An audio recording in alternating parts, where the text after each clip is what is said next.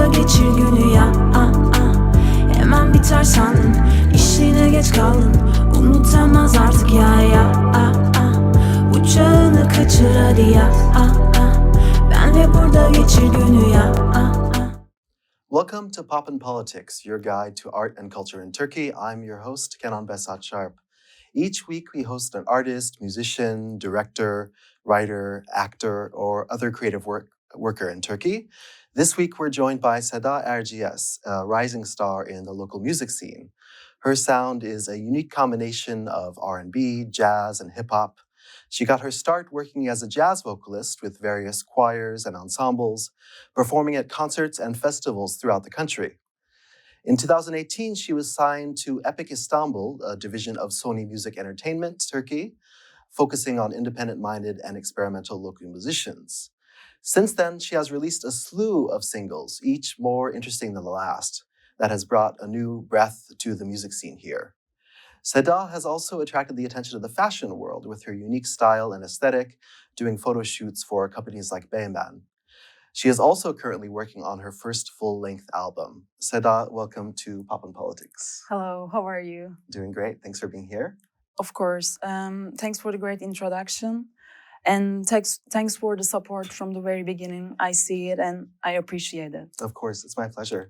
So yeah, you've been on my radar since 2019 when you released a song called 1050. 1050. So immediately it struck my interest because it's a style of music that we weren't hearing very much in Turkey at that time.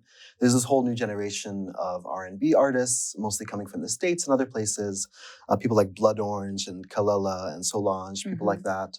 So it really struck me that you were doing this kind of music, but really in a first doing it with Turkish lyrics. So I want to ask how you started making this kind of music and also about that first single, 1050, because it's a really fun story, it seems, or maybe not so fun after all, because it's about a certain type of date that maybe calls at a certain type of night. So I wanted to ask how you began making this music and a bit about that first single. Yeah, I graduated from technical engineering, and while doing that, I have a lot of musical bands. I performed in a lot of venues, festivals. I started with jazz, as you mentioned.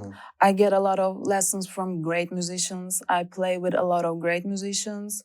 And then I had a funk band, includes multinationalities. And we play a lot of B-side songs for our non-Turkish audience. And then I had this jazz hip-hop band when the neo-soul trend was a hot topic, like Robert Glasper's and Hayatus Coyote. And that leads to my music right now, with influenced jazz accords, jazz progressions, with hip-hop beats, and lots of funky attitude.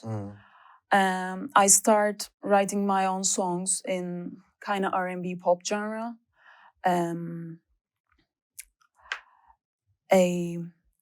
But I first started releasing my own original stuff on Instagram and SoundCloud. It drew attention by Sony. And my first single was 3 years ago called 1050. It's about getting booty calls, actually. And that time, I really felt like this kind of lyrics was not represented enough, because all of the songs are about love and all of this stuff, but no one mentioned about the toxic or sexual relationships. The negative side of the romance. negative side of relationship, or not so many stories by female perspective. So I wanted to mention that story, getting a lot of booty calls after 10 p.m. And also I wanted to talk about some gender roles, like you're a boy, you get a lot of approval from your mother. So that's why you do a lot of things. You can get whatever you want, whenever you want. That's why you're calling me, but I'm gonna change it. I'm not accepting your calls anymore. You're flipping the script. Yeah, I'm flipping the script. And that was the story. Wonderful, yeah. Yeah, it's interesting because those things weren't really being talked about very much in pop music. And now there's a kind of a more realism and also a more, the woman's perspective is what you've brought. Also, my biggest inspiration was the album called But You Can't Use My Phone by Erykah Badu. Of course. And he switched the story so good. He was a neo soul queen. She was a neo soul queen, and then she started rapping and used a lot of trap beats. That was my inspiration too. That's wonderful. Yeah, that's actually, I wanted to ask you about that as well. So your inspirations draw a lot on Black music. And of course, some people say that all music is Black music. When we think about jazz, we think about rap, we think about electronic music as well. And of course, Turkey's had a long history of using these genres. Jazz is probably the oldest. Like even in the 1910s, you had Black musicians who were here in Istanbul, actually, playing music. And then we had our own big jazz scene in the 1940s and 50s, a lot of legendary vocalists like Solange and many other people. And then, like I mentioned, hip hop, of course, is now, you could maybe say, the biggest genre in Turkish popular music in some ways. And it began way back in the day, in the 90s, with German-Turkish rappers like Kartel, and then it since has really grown to be this, kind of major center point of popular music. So I know you think a lot about these things. You've really been important in bringing R&B also into a genre that's now made in Turkish lyrics. How do you see yourself drawing on these traditions of Black music, and what does that mean to you? It means a lot. My first album that I bought with my own money was from a vocalist, Aretha Franklin. I studied every brief, every pause, every word, every attitude of this album. And then I listened to a lot of Black artists. They inspired me and teach me so much. Even my band called Funk Effendi has 3 members who taught me a lot. From stage presence to the meanings of the song, and how I need to behave, and not to appropriate, not to steal, but to appreciate, to learn the history, and to contribute to R&B music. And that's how I'm trying to do right now. I want to contribute to growth of Turkish music by adding different genres with different lyrics and topics, and by not stealing or showing some homage or gratitude and respect to the origins of the music. And because that's how Turkish psychedelic music started. Of course, right? Yeah, and that's how it's so important for global music. And I want to grow the Turkish music industry right now. Absolutely, yeah. There's lots of room for new voices and new things, which is exciting. Yeah.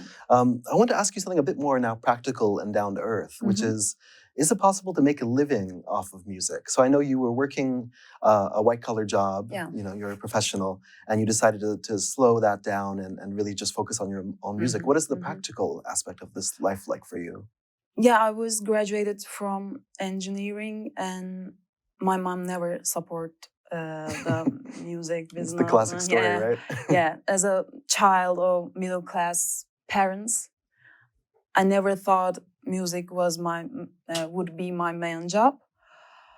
It's so hard to survive with only music, with doing only music right now. For past 6 years, I invested all of my money, whatever I make, to my music, and that's how I survived actually. And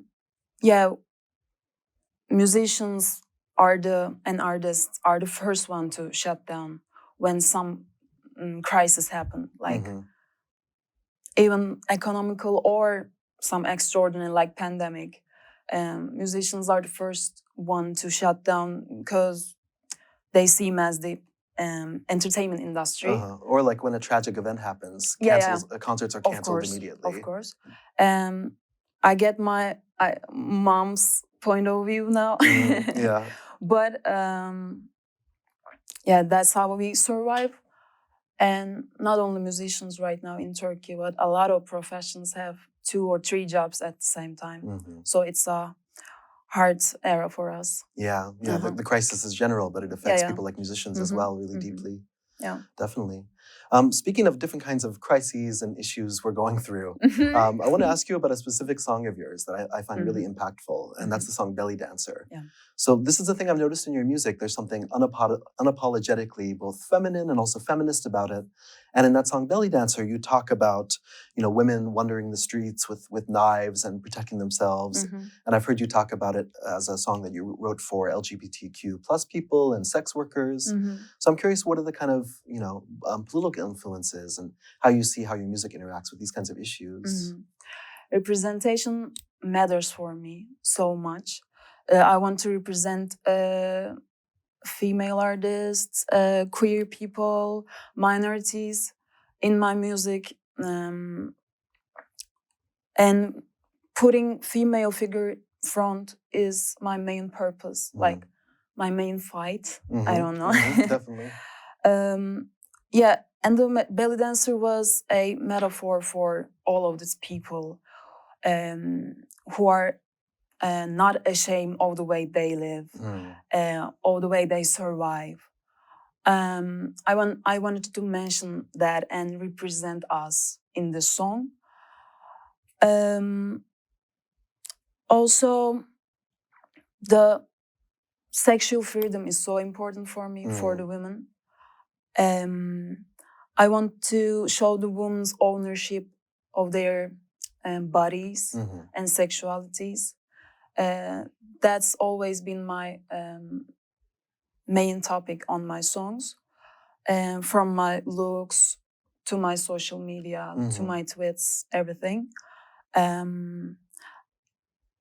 I really want to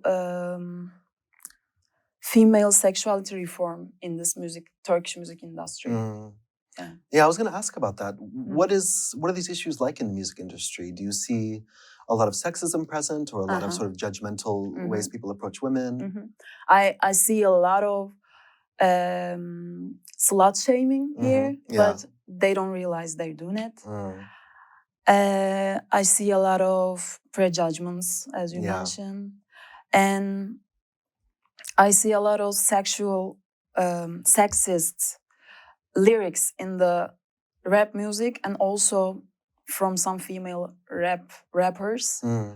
And this hurts me so much, because when something happened to our artists, female artists, we're the first one to help. We support each other. But when you don't see that support from the other side, it's so hurtful. Of course. Yeah, it's like that. Yeah, and related to that, also, you have a cool project, a playlist on Spotify, right, called We're Here, where you try to uplift the voices of women and queer people. Yeah, Belly Dancer, when Belly Dancer released, the song was not put on the main playlist like New Music Friday or so-called equality lists. There's all politics of who ends up on these lists and why, right? And not always the opportunity is given to you, but you have to go and get it. You have to create your own path. And as a go-getter, I couldn't accept this fact, and I created my own equal playlist, True Equality. Truly equal, yeah. Yeah, truly definitely. equal playlist, and put a lot of talented female artists, producers, queer artists in this playlist, and it grew up so fast. And also I give some priorities to the people who don't have that voice, who don't have that much followers, or who didn't sign to any label. I put independent artists in front of the list. So I'm refreshing the list, created list every week now, and it goes so well. That's wonderful. Yeah, I hope people will check that out. Called We're Here, right, on Spotify. It's called We're Here. Great, really meaningful title. Yeah, we're here too. Yeah, exactly. So last of all, I wanted to ask, I know you're working on some new music now, and you have an album coming out that seems like it's really heavily conceptual, that you're putting a lot of thought into it. Could you tell us a bit about what to expect with this album? Yeah, I named my album Silk and Dagger. Silk and Dagger. Silk and Wow, Dagger. that's interesting, yeah. I inspired by the Silk Road and how these properties are protected in any cost. And also the concept of all women are seen as these precious properties like silk. Was my inspiration. And also it represents my two sides. My silk side is my feminine, fragile, and this female side, and my dagger side is my sharp, my angry, outspoken side. This album will show my two sides, and also it represents the sexual preferences of mine. Silk is my soft love-making side, and dagger is my harsh, freaky, rough love side. Also production-wise, you'll see the roller coaster in this album. You can see mellow melodies or harsh words, harsh lyrics. I plan creating the album like that. And from the album, my first single will be released in December. It will be about owning your own body and loving yourself no matter what. It's like take it or leave it attitude. And then I start my album era. Exciting, yeah. I'm really excited to see what comes from that. Yeah. Well, thanks so much for being here today and telling us about your work. It's been a great conversation. Thank you. And I have this gig coming. Oh, right. Yeah. You're next playing week. Next Friday? Next Friday the on Babylon Bomonti. It's 11th, yeah. Okay, so people here in Istanbul can come check you out everyone is invited. Wonderful. Okay, thanks so much, Seda. Thank you, Kenan. So you've been watching Pop and Politics. Today we spoke with Seda Erciyes about R&B in Turkey, feminist politics, sexism in the music industry, and her newest musical project. Join us again next week for a new conversation on art and culture and its intersections with politics in Turkey. I'm Kenan Behzat Sharpe. See you soon.